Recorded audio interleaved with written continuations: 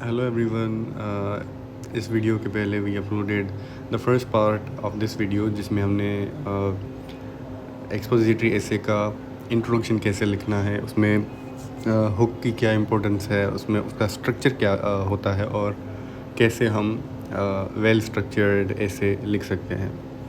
तो वो वाली जो रिकॉर्डिंग है वो आधे में रुक गई थी।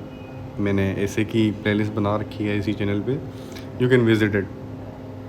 ठीक है, उसमें ऐसे के टाइप्स और एक्सपोजिटरी ऐसे को डिटेल में कवर किया गया है।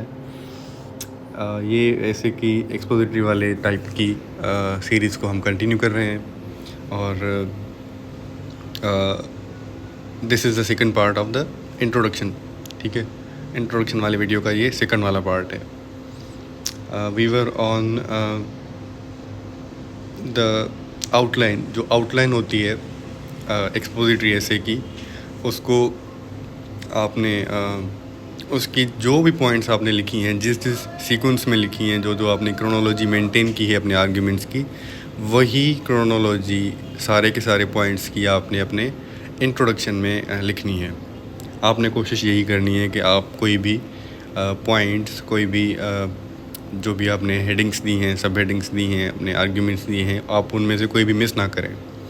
ठीक है, वो सारे के सारे आपने, फॉर एग्जांपल 2 पॉइंट्स हैं या 3 पॉइंट्स हैं, if they resonate, if they are connected, if they are relevant, तो आप उनको एक ही सेंटेंस में शॉर्ट करके लिख सकते हैं इन योर इंट्रोडक्शन। आपने एक और कोशिश करनी है कि आप अपने क्या कहते हैं इंट्रोडक्शन के अंदर फ्रेगमेंट्स ना बनाएं।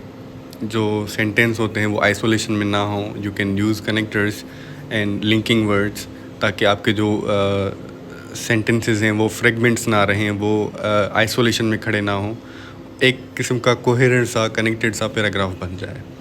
ठीक है, उसके अलावा आपने जो इंट्रोडक्शन है आपका, यू हैव टू, अब बात हो रही है हमारी एक्सपोजिटरी ऐसे की, तो कोशिश आपने ये करनी है कि जो आपकी थीसिस स्टेटमेंट हो वो आपने by the end of your introduction लिखनी है। जब आपके इंट्रोडक्शन में पहले आपने हुक लिखा, उसके बाद आपने पूरी की पूरी आउटलाइन को समराइज़ कर दिया उसमें, by the end of it आपने अपनी थीसिस स्टेटमेंट लिखनी है। ठीक है, अब थीसिस स्टेटमेंट में उसके ऊपर मैं अलग से वीडियो बनाऊंगा कि आपने थीसिस स्टेटमेंट कैसे लिखनी है, उसका स्ट्रक्चर कैसे होना चाहिए। But you have to keep in mind that your thesis statement should not exceed more than 3 sentences and 35 to 40 words। ठीक है, उसमें आपने पूरी की पूरी चीज़ों को एड्रेस करना है और शॉर्ट सी हो, और उसमें आप ये कर सकते हैं कि आप उसे हाईलाइट कर दें, डिफरेंट पेन के साथ लिख लें, या फिर उसे अंडरलाइन कर लें। That is totally up to you, वो ऑप्शनल चीज़ है। ठीक है, but writing your thesis statement in the outline, I personally discourage it कि आपने अपनी जो आउटलाइन के अंदर थीसिस नहीं लिखनी है, आपने अपनी जो थीसिस है वो इंट्रोडक्शन के अंदर मेंशन करनी है by the end of it. ठीक है, ये सिर्फ मैं नहीं कह रहा, ये काफ़ी सारे मेंटोर्स कहते हैं। ये देखें, positioned as the definitive final sentence of your introductory paragraph, the thesis statement is the most crucial sentence in your entire paper. It outlines your central argument, taking a clear stance without ambiguity। मतलब आपने जो आपकी thesis statement हो वो final sentence हो आपके introductory paragraph का, and it is one of the most crucial parts in your right up entire paper। ठीक है, it outlines your central argument, taking a clear stance without ambiguity। आपने clear stance लिया, आपके जो central argument है वो आपने बता दिया कि मेरा जो central argument है वो ये है। ठीक है, this is why it is a very crucial sentence in your entire paper। अब मैं आपको कुछ एग्जांपल्स बता देता हूँ कि फॉर एग्जांपल करप्शन पे हो, अनलेस इसमें ट्वीक्स आ सकती हैं क्योंकि ये टॉपिक छोटा सा है, तो इसमें चेंजेस आ सकती हैं। ठीक है, it is open to so many changes and corrections. Transparent, unless transparent governance frameworks, completely independent judicial institutions and strict public accountability mechanisms are reinforced corruption will continue to fundamentally undermine national development, ऐसे लिखना है, ठीक है।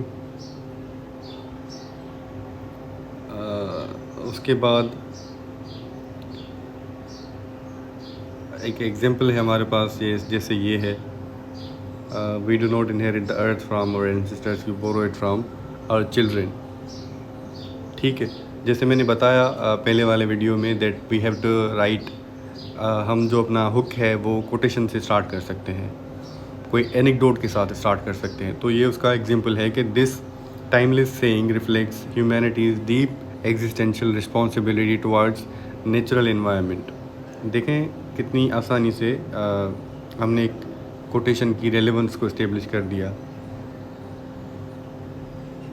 एक quotation लिख ली हमने, उसके बाद हमने उसकी रेलेवेंस हमारे इंट्रोडक्शन के अंदर इस्टेब्लिश कर दी कि this timeless saying reflects humanities deep existential responsibility toward natural environment. उसके बाद करप्शन के ऊपर देख लें कि ये स्टार्ट होता है इंट्रोडक्शन हमारा विथ अ रेटोरिकल क्वेश्चन,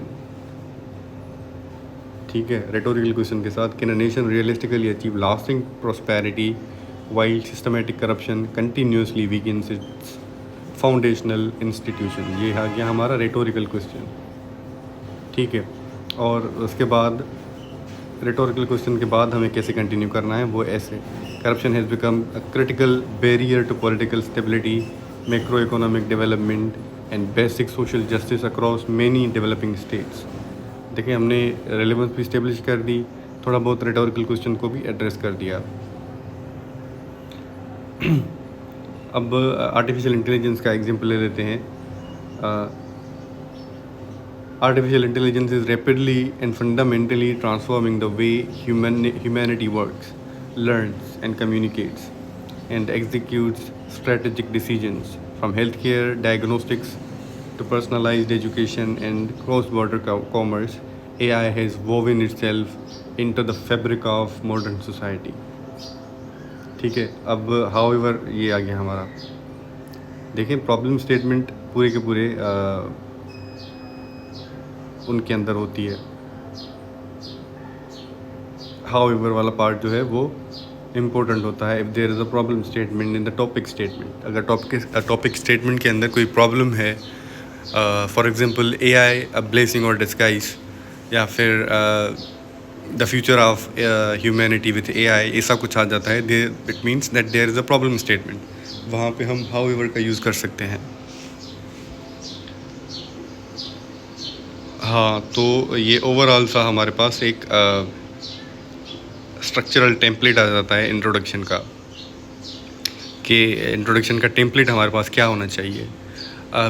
जैसे मैंने पहले भी मेंशन किया है that you are free to write the way you want. आपका जैसे एक्सप्रेशन बना हुआ है, आपने अपने स्टाइल को वैसे ही कंटिन्यू करना है, और किसी एक इंसान का, किसी एक टीचर का, किसी एक कैंडिडेट का टेम्पलेट पास नहीं होता। This is very reflective and this is very subjective. तो एज लॉन्ग एज आपने अच्छा लिखा है, आपने ठीक लिखा है, स्ट्रक्चर के लिहाज से, ग्रामर के लिहाज से, रेलेवेंस के लिहाज से, तो आपका पास हो जाएगा। देयर इज़ नो गारंटी कि मेरा ये टेम्पलेट या फिर किसी और टेम्पलेट से लिखा गया इसे पास कर जाएगा। मतलब एक फैक्टर नहीं होता, बहुत सारे फैक्टर्स होते हैं जो which need to work in order for you to pass the CSSA से। काफ़ी लोग तो ऐसे भी कहते हैं कि जो चेकर होता है उसके मूड पे भी काफ़ी सारी चीज़ें डिपेंड करती है। But to be on the safe side you have to practice more, and you have to practice with some sort of a template, some sort of a structure.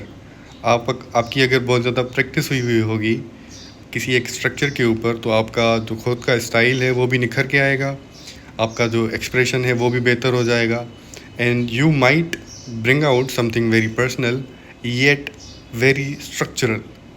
ठीक है, तो ये बात थी मेरी।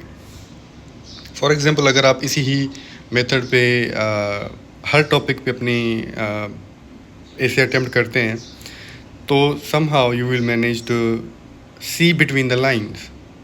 आपको समझ में आ जाएगा कि मैं इस पे कहाँ पे इम्प्रूव कर सकता हूँ, या फिर कहाँ पे मेरी वीकनेसेस हैं, कहाँ पे मेरी स्ट्रेंथ्स हैं। So many people can not see through the lines कि इतना ऐसे के बारे में लोग अवेयर नहीं होते, ना ही वो सेल्फ अवेयर होते हैं। This is why it is important to adopt to a structure, a template. ठीक है, तो आपका ये टेम्पलेट जो कि काफ़ी टीचर्स खुद ही सजेस्ट करते हैं कि आपने पहले हुक लिखना है, अटेंशन ग्रैब करना है, जिसमें कोशिश ये करनी है कि डिफरेंट चीज़ें आप यूज़ करें। ज़रूरी नहीं है कि आप किसी स्ट्राइकिंग फैक्ट के साथ स्टार्ट करें, किसी ऑथेंटिक कोट के साथ आप कर सकते हैं, किसी नैरेटिव एनेक्डोट को इस्तेमाल कर सकते हैं, किसी रेटोरिकल क्वेश्चन के साथ कर सकते हैं। ठीक है, तो you are free to opt for whatever you want. इसमें आपके साथ कोई ये नहीं है कि आपने यही यूज़ करना है। ठीक है, उसके बाद हल्का सा आपने 2-3 सेंटेंसेस का बैकग्राउंड बता देना है। अगर ये वाली चीज़ जो है, ये बैकग्राउंड वाला, ये ऑप्शनल है बहुत ज़्यादा। इसमें ये लाजमी नहीं है कि आप बैकग्राउंड बता दें, उसके लिए हमारे पास क्रंच पैराग्राफ होता है। So this is very optional. उसके बाद आपने अपनी पूरी की पूरी आउटलाइन को उसमें समराइज़ कर देना है हुक के बाद।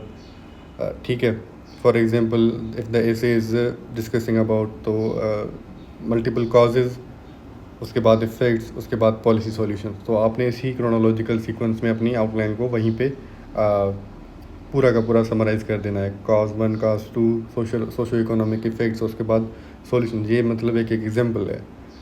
ठीक है, उसके बाद आपने अपनी जो इंट्रोडक्शन, आपने अपनी जो थीसिस है वो आपने एंड में लिख देनी है। ठीक है, the decisive final sentence establishing your core argument, central claim और अल्टीमेट सॉल्यूशन। ठीक है, उसमें आपने अपनी थीसिस लिख देनी है। उसके बाद ये कुछ थीसिस के स्टार्टर्स हैं। थीसिस स्टेटमेंट के लिए अलग से लेक्चर होगा, so I will try to omit it. यहाँ पे कवर करूँगा तो थोड़ा बहुत इरेलेवेंट हो जाएगा। और this is it from my side. I hope कि आपको जो इंट्रोडक्शन का स्ट्रक्चर है कि कैसे लिखना है एक्सपोजिटरी ऐसे का, वो क्लियर हो जाएगा। If you have any queries about how to write an introduction in the type of expository essay, so you can drop all the queries, all the questions in the comment section below. I will try to